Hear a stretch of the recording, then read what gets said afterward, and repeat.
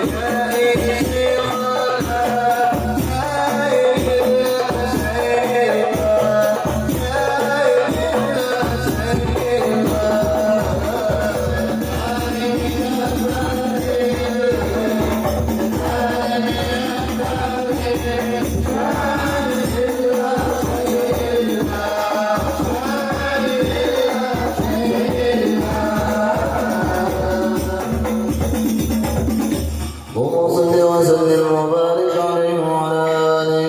استغفر الله العظيم لي ولوالدي ولأصحاب الحقوق الواجبة علي ولجميع المسلمين والمسلمات والمؤمنين والمؤمنات الأحياء منهم والأموات. أستغفر الله العظيم لي ولوالدي ولأصحاب الحقوق الواجبة علي ولجميع المسلمين والمسلمات والمؤمنين والمؤمنات الأحياء منهم والأموات. أستغفر الله العظيم لي ولوالدي ولأصحاب الحقوق الواجبة علي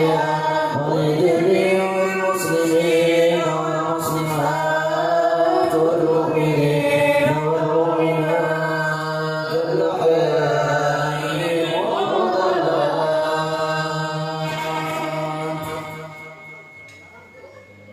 سيدنا وحبيبنا وشفينا وقرة أعيننا ومولانا محمد صلى الله عليه وسلم.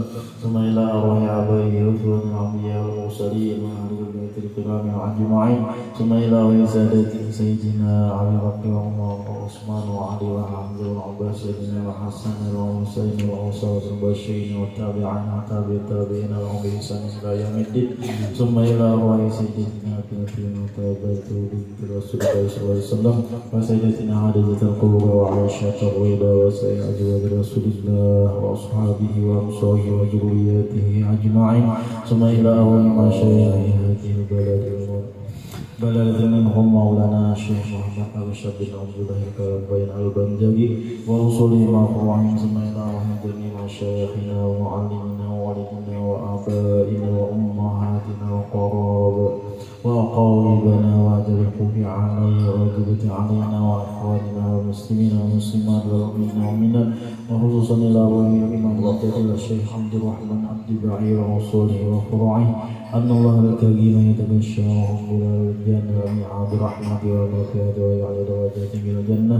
وأن الله يغفر ذنوبنا ويعطي كل منا رسوله على ما يرضى الله ورسوله ويعطي جميع حاجاتنا ويبلغ جميع أعمالنا ويشفي جميع مرضانا ويبارك لنا بأولادنا ويرزقنا برهم ويحفظنا من فتنة هذا الزمان والآفات والعهد والعزية والبلية ويختم لنا ولهم بالصالحات وحسن الخاتمة ويكمل أعمالنا بالخير ولكن عاملتهم على هذه النية ولكل نية صالحة.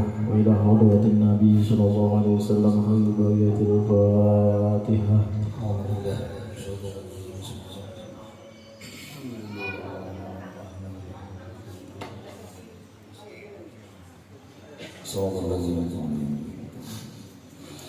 فيا أيها الرجل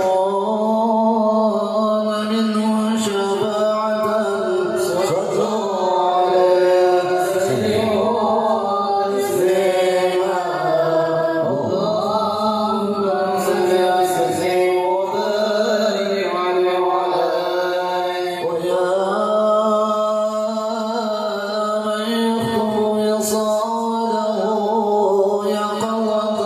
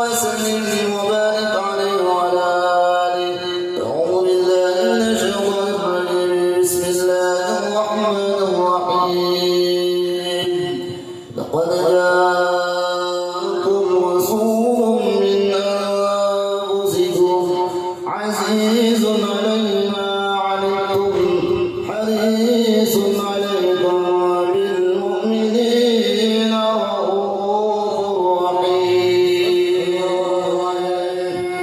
فإن تولوا فقل حسبي الله لا إله إلا هو عليه توكلت وهو رب العرش العظيم إن الله وملائكته يصلون على النبي يا أيها الذين آمنوا صلوا عليه وسلموا تسليما اللهم صل وسلم وبارك عليه وعلى آله يا رسول الله سلام عليك يا رفيع الشأن والدرج يا رسول الله سلام عليك يا رفيع الشأن والدرج يا رسول الله سلام عليك يا رفيع الشأن والدرج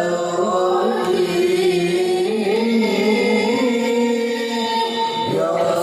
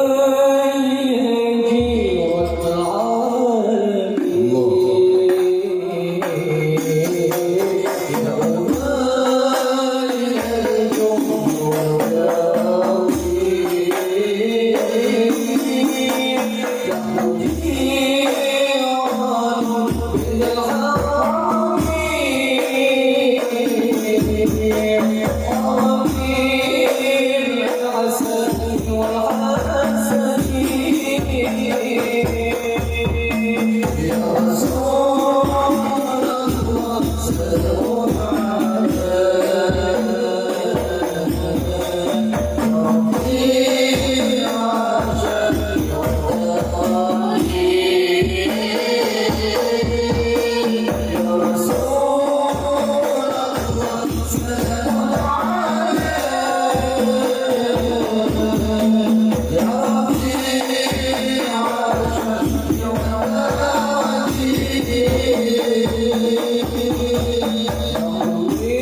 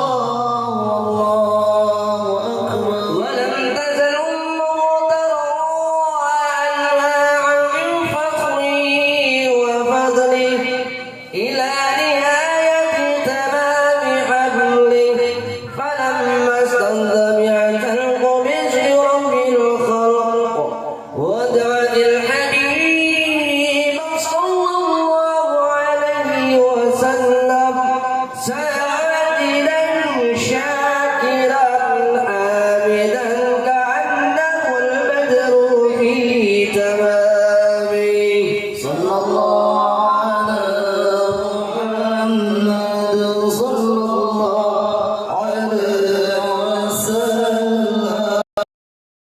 على محمد صلى الله عليه وسلم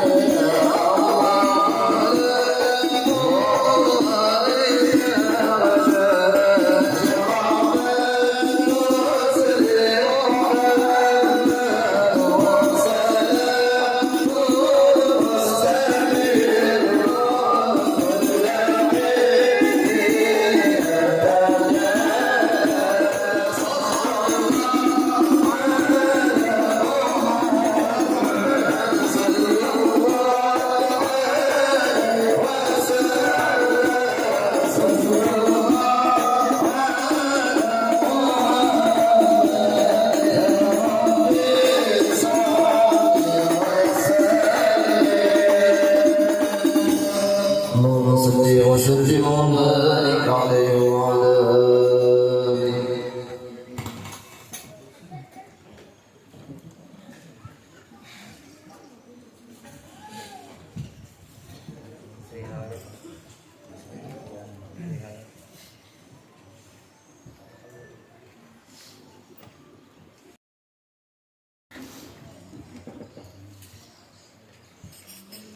Amin ya Allah karim. Bismillahirrahmanirrahim. Alhamdulillahirabbil alamin. Wassalatu wassalamu ala asyrafil anbiya'il mursalin sayyidina wa maulana Muhammadin wa ala alihi wa sahbihi ajma'in. Ya Allah wa iyyakum mimma yastajibu syafa'atah wa yarju rahmatah wa rafatah. Allahumma bihurmati hadin nabiyil karim wa alihi wa sahbihi salikin ala manhajil qawim. Ij'alna min khadimati wa sunna bi jahi hurmatih wa sunna wa bi jumrati wa stamil al-sinatan bi madhihi wa nusurati wa hina mutamasikin bi sunnatihi wa ta'atih wa min Allahum bihi wa jama'atih. Allahumma dakhilna ma'al jannati fa innahu awwalu ma yadkhuluha wa anzilna ma'ahu bi qusuriha fa innahu awwalu ma yanziluha warhamna yawmal isma'il khalaiki fatarhamuha. Allahumma rujana jaraka bi kulli sanah wa la taj'al min al-ghafilina anka wa la anhu fadrasina.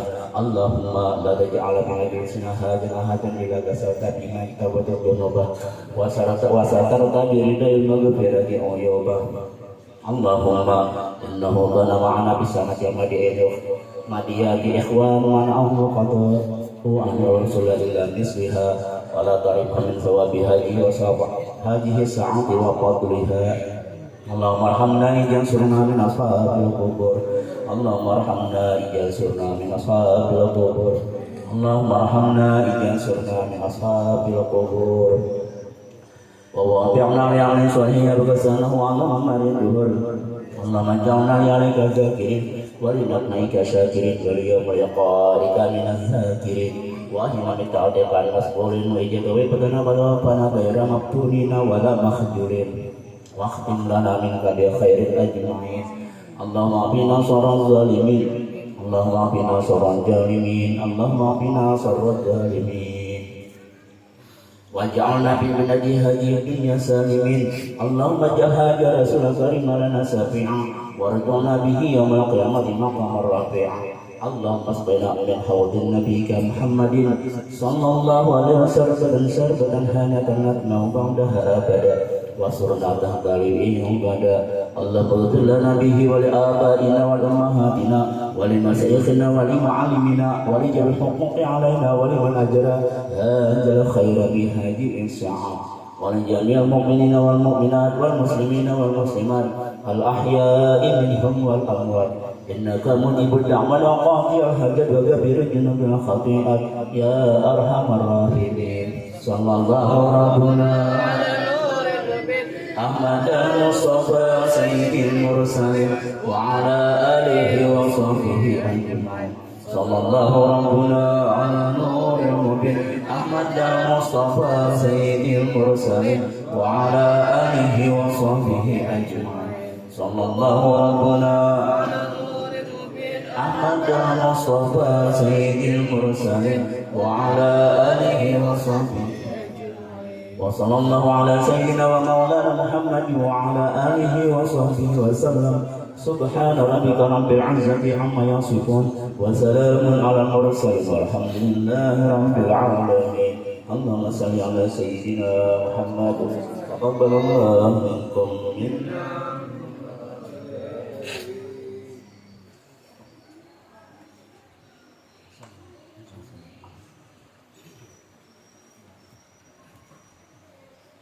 صلوا على النبي محمد صلى الله عليه وسلم عليه.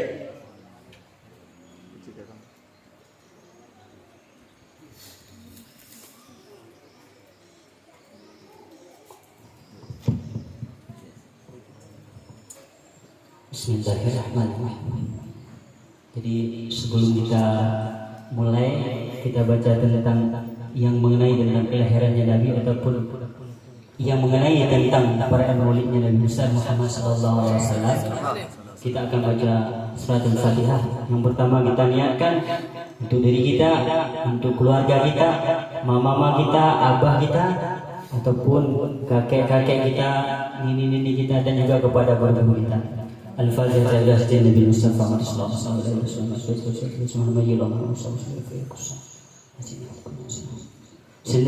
Al-Fatihah.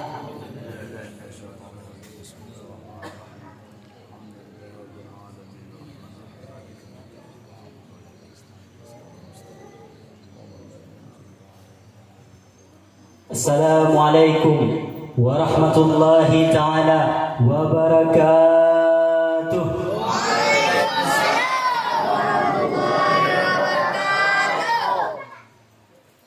Ada 3 orang, yang mana 3 orang tersebut tidak wajib menjawab salam. Yang pertama yaitu orang tuli. Kenapa orang tuli tidak wajib menjawab salam? Dikarenakan orang tuli itu tidak bisa mendengar ataupun bahasa di sininya. Ulun minta maaf nih, ulun yang pertama bukan orang Banjar, cuma sudah perkiraan 2 tahun kurang lebih ada di Banjar ataupun Kalimantan Selatan umumnya. Jadi nanti apabila tercampur antara bahasa Banjar ataupun bahasa Indonesia, ulun minta maaf, minta halal, minta rizal karena masih penyesuaian. Jadi ada 3 orang, yang 3 orang tersebut tidak wajib menjawab salam. Yang pertama yaitu orang tuli. Kenapa orang tuli tidak wajib menjawab salam? Dikarenakan orang tuli itu kadangkala mendengar. Kemudian yang kedua yaitu orang bisu. Kenapa orang bisu tidak wajib menjawab salam? Dikarenakan ia kadangkala bebander. Kemudian yang ketiga orang tidak wajib menjawab salam yaitu orang gila. Kenapa orang gila tidak wajib menjawab salam? Dikarenakan orang gila ini dia tidak dibebankan hukum kepada dirinya.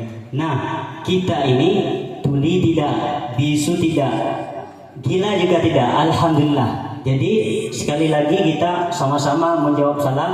Assalamualaikum warahmatullahi ta'ala wabarakatuh.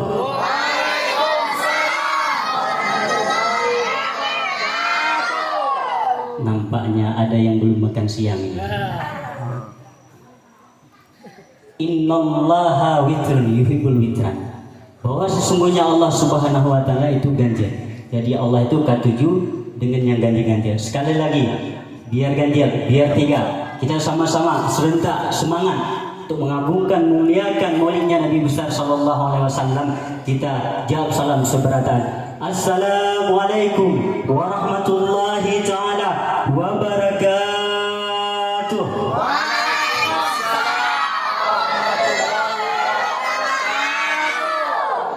Alhamdulillah.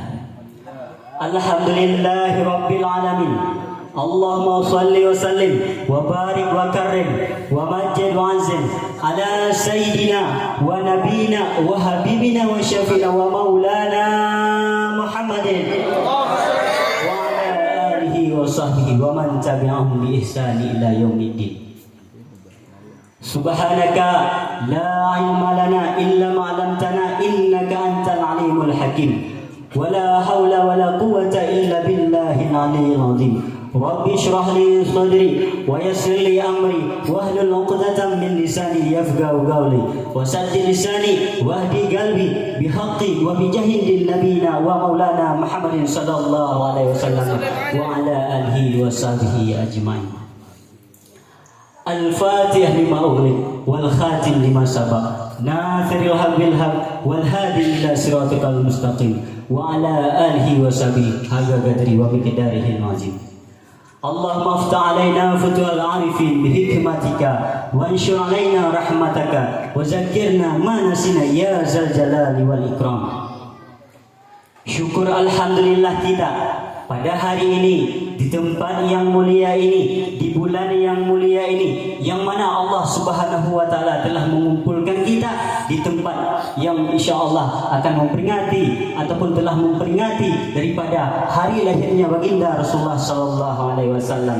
Kemudian juga selawat selawat teriringkan salam. Marilah sama-sama kita haturkan keharibaan Nabi kita, Rasul kita, pemimpin kita, idola kita, yakni Sayyidina wa Maulana Muhammadin sallallahu alaihi wasallam, yang mana sangat-sangat kita harapkan syafaat dan pertolongan beliau kelak di hari yang sangat kita harapkan, yaitu syafaat dan pertolongan beliau kelak. Semoga kita semua senantiasa teguh dalam keimanan dan ketakwaan kepada Allah Subhanahu wa taala, sehingga kita istiqomah dalam menjalankan perintahnya dan menjauhi segala apa yang dilarangannya.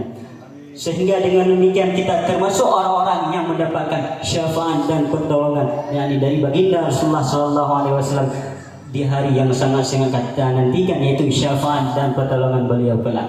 Kemudian yang ulun muliakan dan yang ulun hormati para habaib atau para syaraib, dan juga kepada para alim ulama, para dewan-dewan guru, guru-guru agama, dan juga kepada sesepuh-sesepuh kampung, dan tak lupa juga kepada perangkat-perangkat desa. Mudah-mudahan beliau semua itu dipanjangkan umurnya oleh Allah Subhanahu wa taala dalam taat beribadah kepada Allah Subhanahu wa taala dan Rasulullah sallallahu alaihi wasallam. Dan terkhususnya yang ulun hormati dan yang ulun muliakan tuan rumah, yaitu Bapak Kusyairi beserta keluarga, yang mana telah meminta ulun tuan daripada membaca sedikit daripada hal yang mengenai daripada maulidnya Rasulullah sallallahu alaihi wasallam, adapun sesuatu yang mengenai dengan baginda Rasulullah sallallahu alaihi wasallam.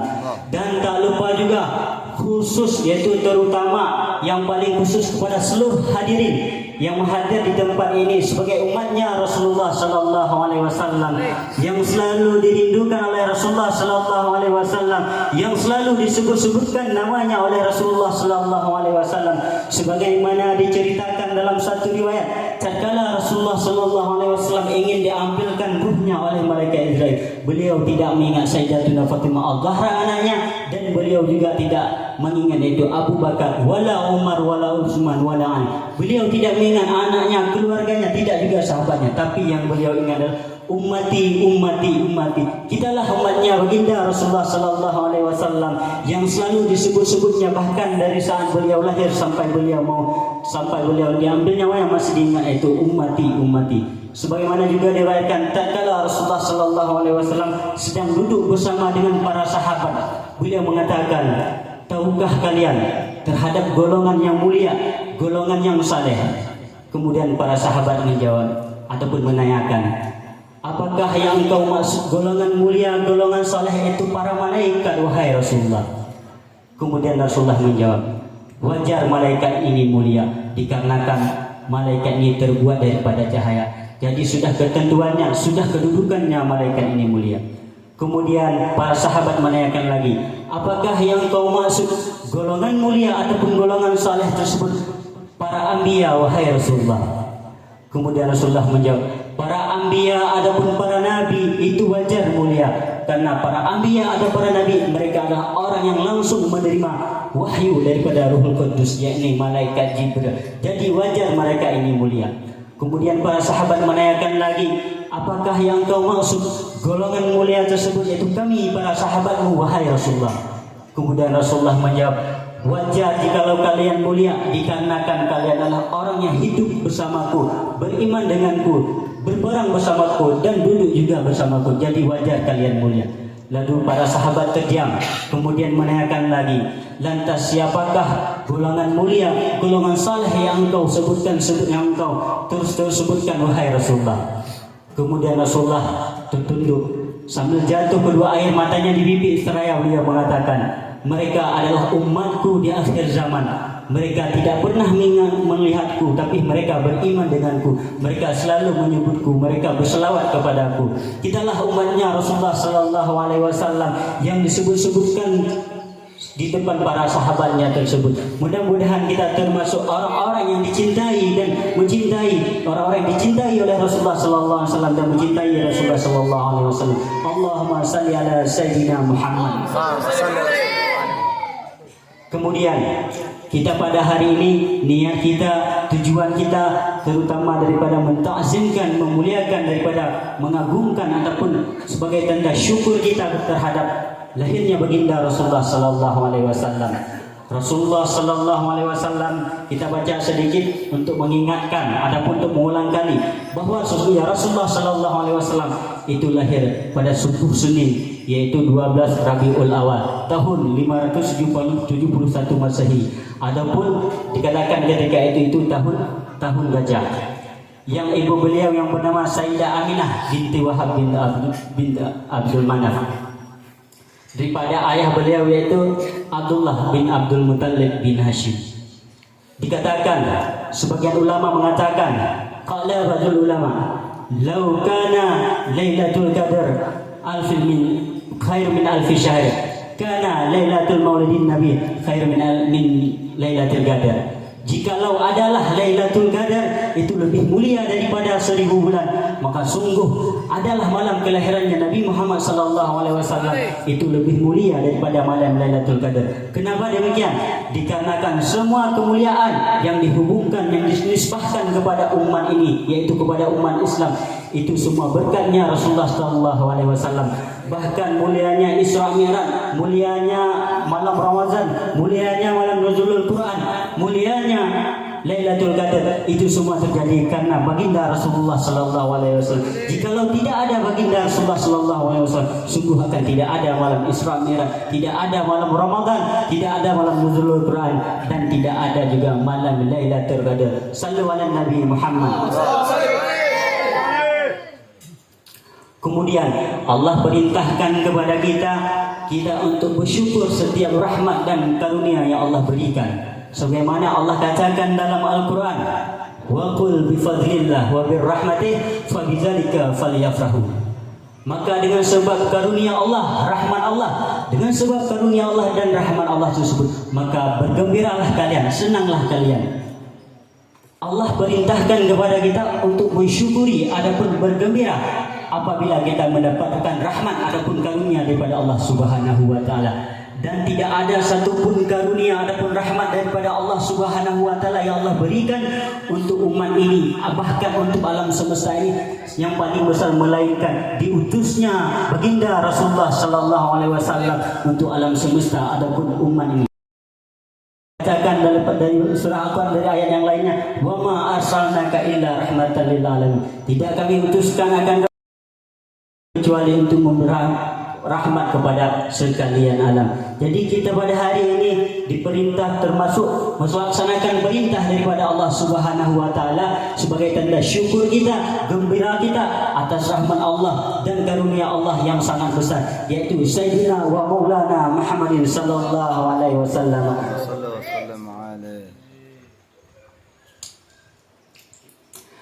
Dikatakan, barang siapa yang memuliakan maulidnya Nabi besar Muhammad sallallahu alaihi wasallam, faqad ahya Islam.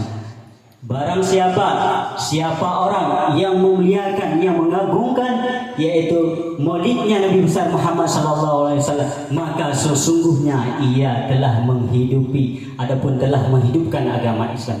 Bagaimana tidak dianggap menghidupkan agama Islam yang mana di perayaan Maulid Nabi besar Muhammad sallallahu alaihi wasallam baru saja kita baca, di situ dibaca yaitu Al-Qur'an, di situ dibaca itu Maulidnya Nabi besar Muhammad sallallahu alaihi wasallam, dan di situ juga kita adanya silaturahmi yang mana kita semua kadang ada yang dari ujung sana di hilir di hulu semua bertempat di sini, selain daripada memperingati Maulidnya Nabi besar Muhammad sallallahu alaihi wasallam, termasuk juga kita saling silaturahmi. Maka dikatakanlah ini termasuk bagian daripada menghidupkan agama Islam.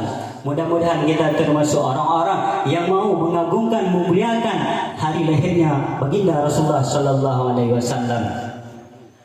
Dan dikatakan juga yang mana dikatakan tersebut, yang mengatakan tersebut itu Imam Junaid al-Baghdadi. Beliau mengatakan, man hadara maulidan nabi wa azamal qadrahu faqad faza bil iman.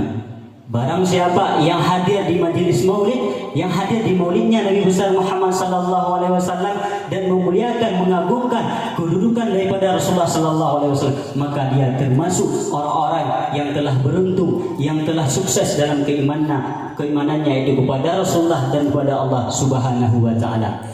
Kemudian daripada itu, kita apa sih tujuan yang kita dapatkan daripada memperingati daripada hari lahirnya baginda Rasulullah sallallahu alaihi wasallam.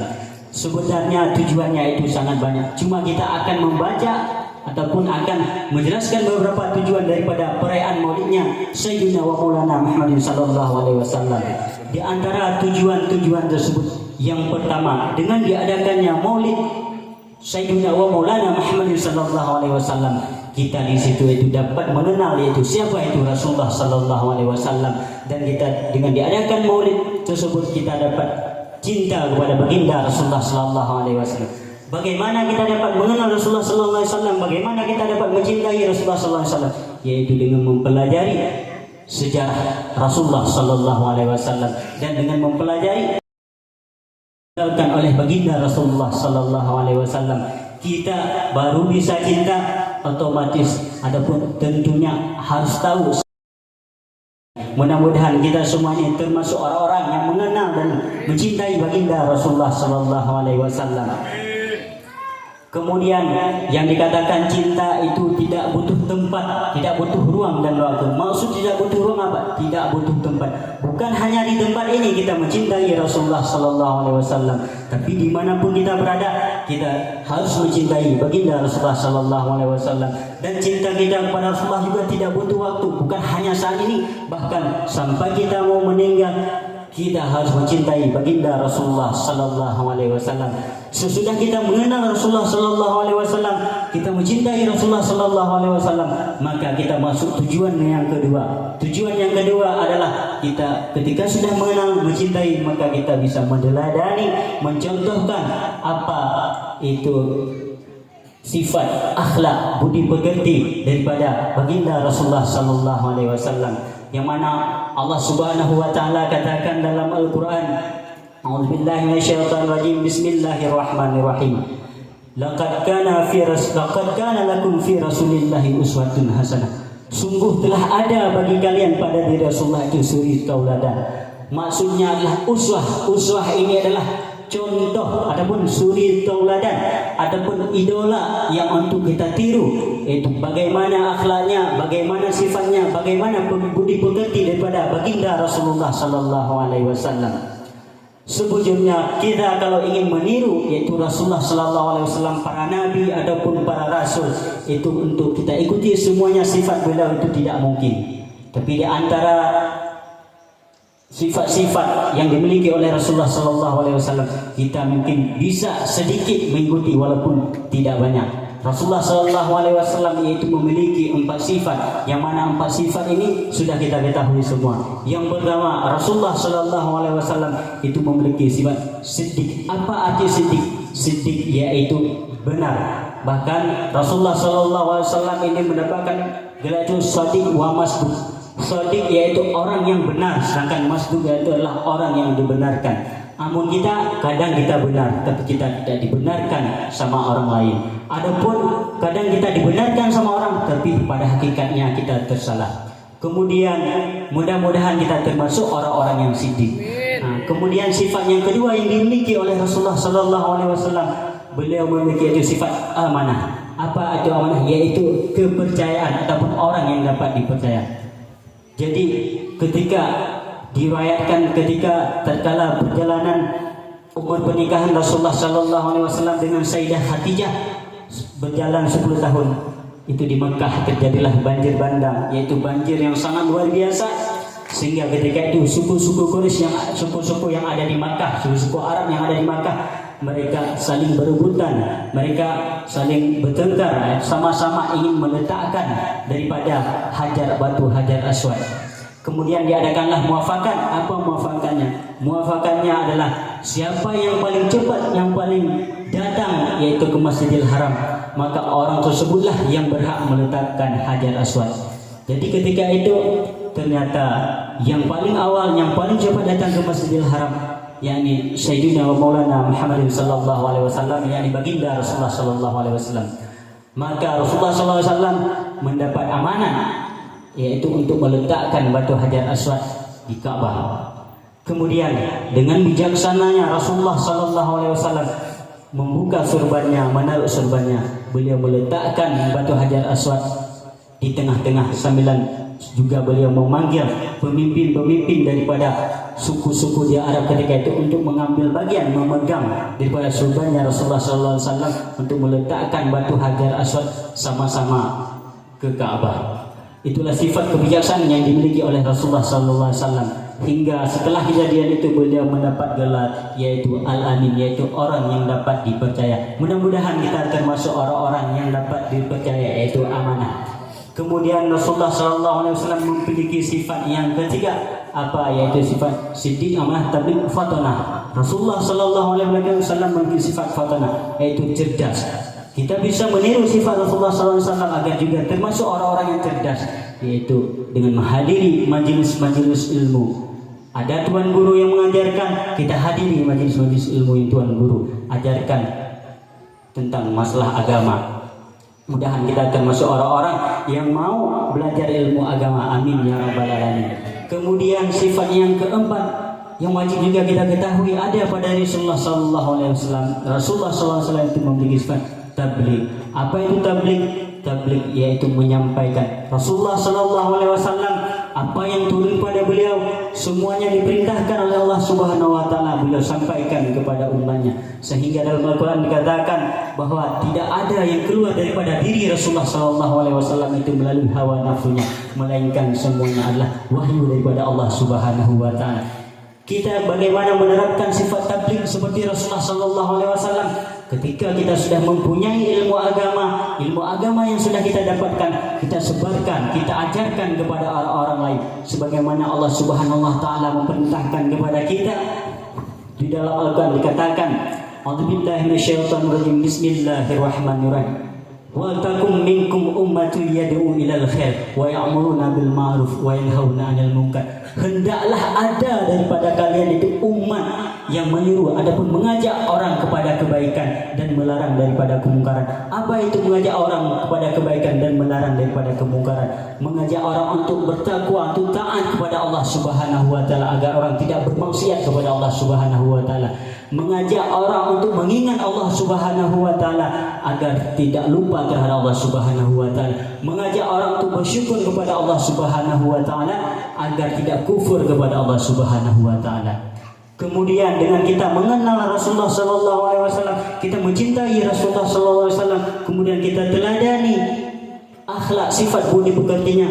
Dengan hal tersebut kita masuk tujuan yang ketiga. Apa tujuan yang ketiga? Sesudah kita kenal, kita cinta, kita meneladani Rasulullah SAW, maka kita tujuan kita akan bersemangat untuk menjalankan apa yang Allah perintahkan, apa yang dibawa oleh Rasulullah SAW, dan kita akan bersemangat untuk menyebarkan, mensyiarkan apa yang diperintahkan oleh Allah Subhanahu wa taala. Apa yang diperintahkan oleh Allah Subhanahu wa taala? Yang diperintahkan oleh Allah Subhanahu wa taala itu sangat banyak. Cuma di antara yang diperintahkan Allah Subhanahu wa taala yang wajib-wajib yaitu yang salat, puasa, zakat, dan haji bagi orang-orang yang mampu.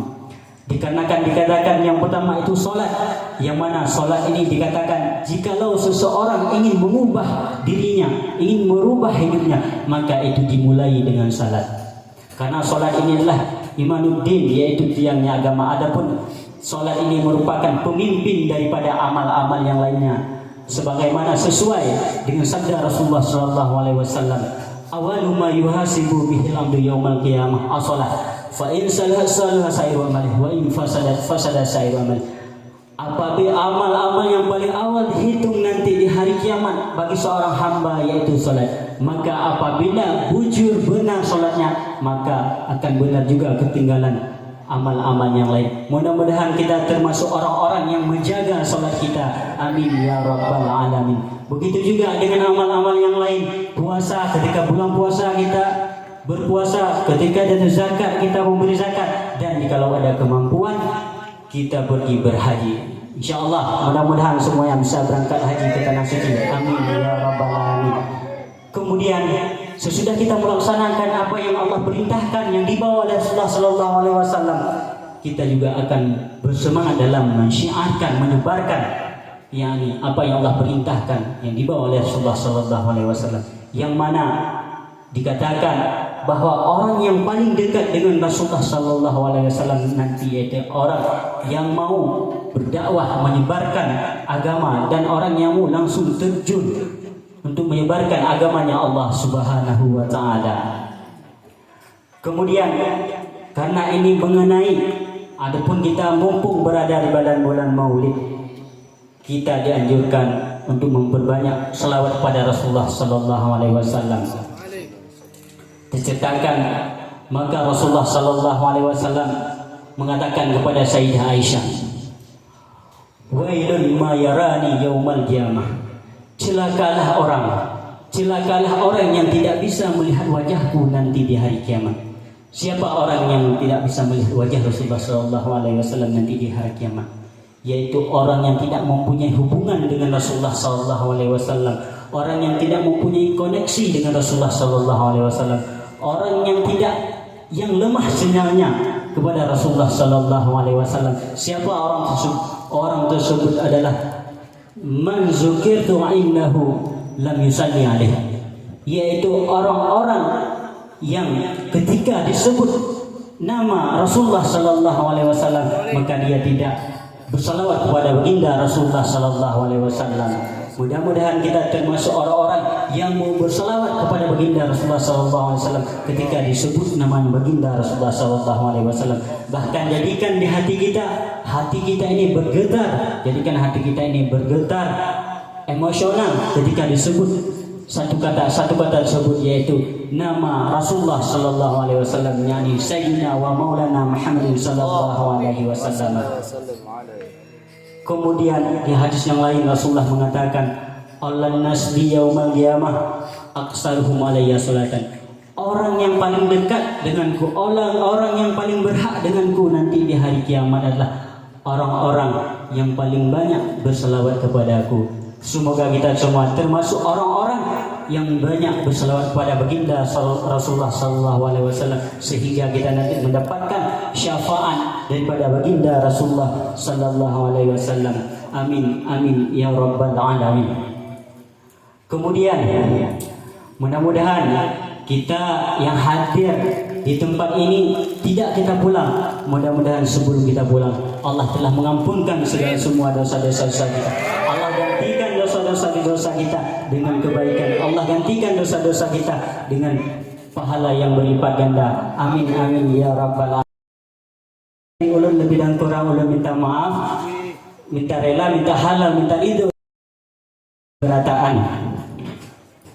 Pada akhirnya kita sama-sama minta kepada Allah Subhanahu wa taala semoga kita termasuk orang-orang yang beruntung dunia akhir, mendapatkan rahmat keberkahan daripada Allah Subhanahu wa taala, termasuk orang-orang yang mendapatkan nadrahnya Rasulullah sallallahu alaihi wasallam, nadrahnya Allah Subhanahu wa taala. Dan kita mudah-mudahan semua yang hadir di sini khususnya dan umumnya untuk umat muslim lainnya meninggal kita dalam keadaan husnul khatimah, dalam keadaan husnul khatimah, dalam keadaan husnul khatimah. Amin amin ya rabbal alamin. Mungkin sekian dari ulun yang dapat ulun sampaikan, lebih dan kurang ulun mohon maaf. Mudah-mudahan ada hikmah, faedah yang dapat kita ambil. Amin amin ya rabbal alamin. Wabillahi taufiq wal hidayah. Summa assalamualaikum warahmatullahi taala wabarakatuh.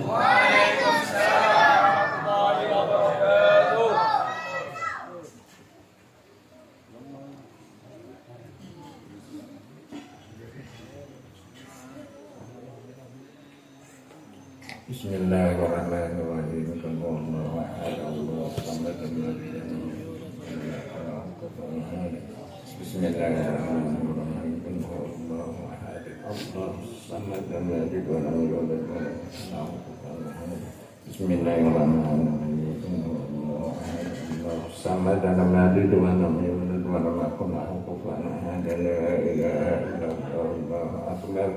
Bismillahirrahmanirrahim. A'udzu birabbil falaq min syarri ma khalaq wa min syarri ghasiqin idza waqab wa min syarri nafathati fil 'uqad wa min syarri hasidin idza hasad.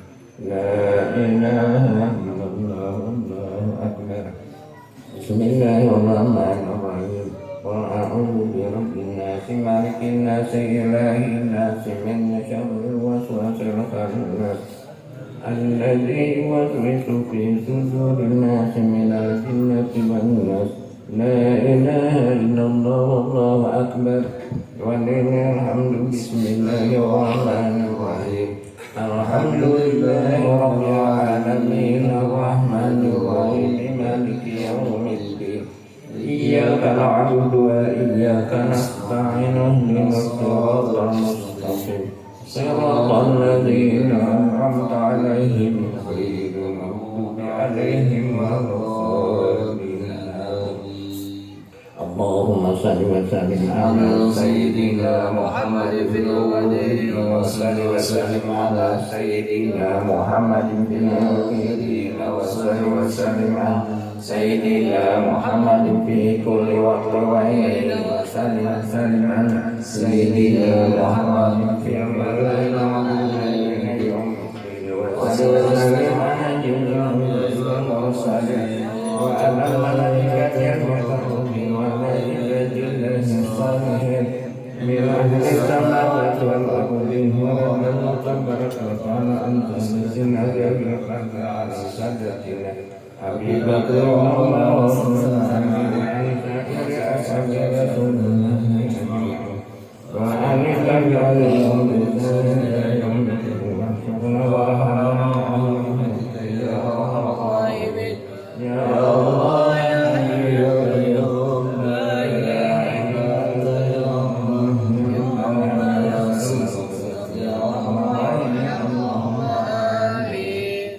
أفضل الذكر فلما الله لا إله إلا الله لا إله إلا الله لا إله إلا الله لا إله إلا الله لا إله إلا الله لا إله إلا الله لا إله إلا الله لا إله إلا الله لا إله إلا الله لا إله إلا الله لا إله إلا الله لا إله إلا الله لا إله إلا الله سيدنا محمد رسول الله لا إله إلا الله لا إله إلا الله لا إله إلا الله لا إله إلا الله لا إله إلا الله سيدنا محمد رسول الله لا إله إلا الله سيدنا محمد رسول الله اللهم صل على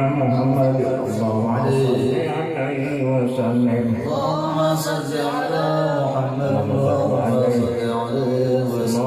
صل على محمد اللهم صل عليه وسلم اللهم صل على محمد اللهم صل عليه وسلم اللهم صل على محمد يا ربي صل عليه وسلم اللهم صل على محمد يا ربي صل عليه وسلم سبحان الله بحمده سبحان الله العظيم سبحان الله بحمده سبحان الله سبحان الله وبحمده سبحان الله العظيم سبحان الله بحمده سبحان الله العظيم سبحان الله وبحمده سبحان الله العلي العظيم سبحان الله بحمده سبحان الله العظيم سبحان الله والحمد لله ولا إله إلا الله الله أكبر لا حول ولا قوة إلا بالله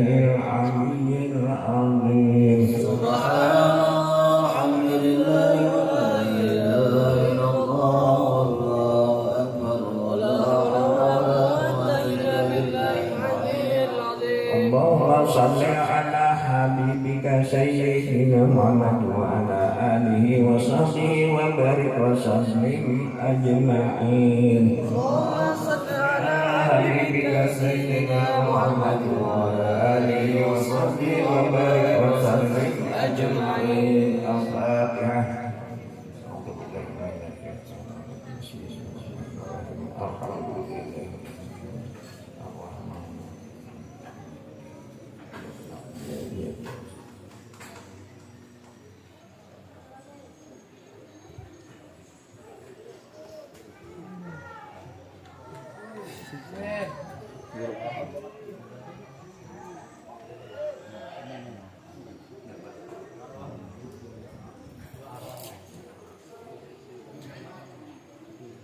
بسم الله الرحمن الرحيم الحمد لله رب العالمين اللهم صل وسلم على سيدنا محمد وعلى اله وصحبه اجمعين اللهم اجعل وسلم على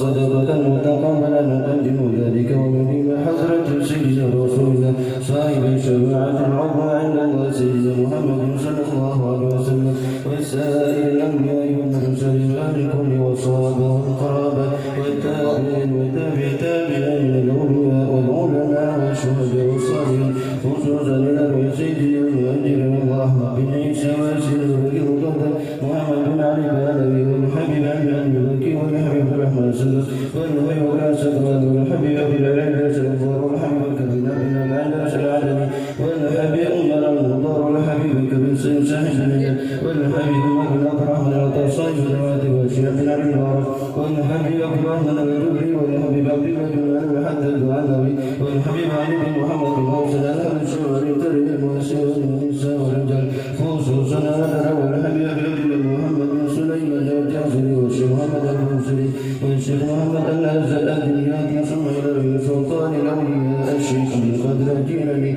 وقل الأحوال الشيخ يزيد مستمع طيب بن عيسى وقل بنوم الإمام محمد بن حمد الغزالي والسيد أحمد الرفاعي والسيد أحمد البدوي والسيد رحمن السوري والسيد إبراهيم الخلوتي والسيد عمر الخلوتي والسيد محمد الخلوتي والسيد يا عمر الحبيب محمد بن عبد الكريم القاضي الحسن السمن المدني والحبيب محمد حسن والوردن والحبيب أحمد رحمة الله والنافع والشيخ محمد رشد بن عبد الله البندري والشيخ سيد العلم بن حسن البندري والشيخ محمد رسول والحسن سيد البندري والشيخ سيد محمد بن ربي المالكي والشيخ سيد محمد بن المالكي والشيخ محمد شرف الأبواب والشيخ محمد الشارع يعني كلهم والشيخ محمد سمن المنيا والشيخ محمد سلم الجن والشيخ محمد زين بن عبد الغني ثم إلى جميع مشايخنا ومعلمينا وأمهاتنا وزوجي وزوجاتي وأولادي وذرياتي من يوم القيامة ثم إلى والدينا وأمهاتنا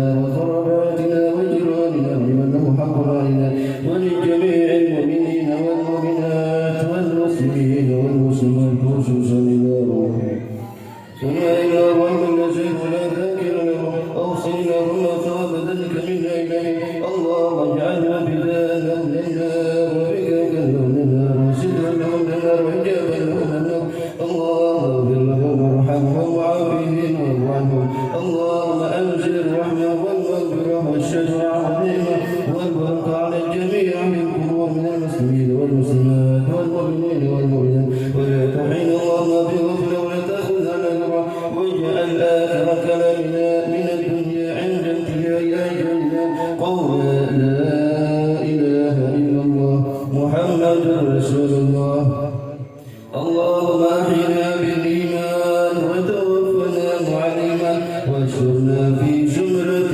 أهل الإيمان برحمتك يا رحيم يا رحمن ربنا آتنا في الدنيا حسنة وفي الآخرة حسنة وقنا عذاب النار وصلى الله على سيدنا محمد وعلى آله وصحبه وسلم والحمد لله رب العالمين.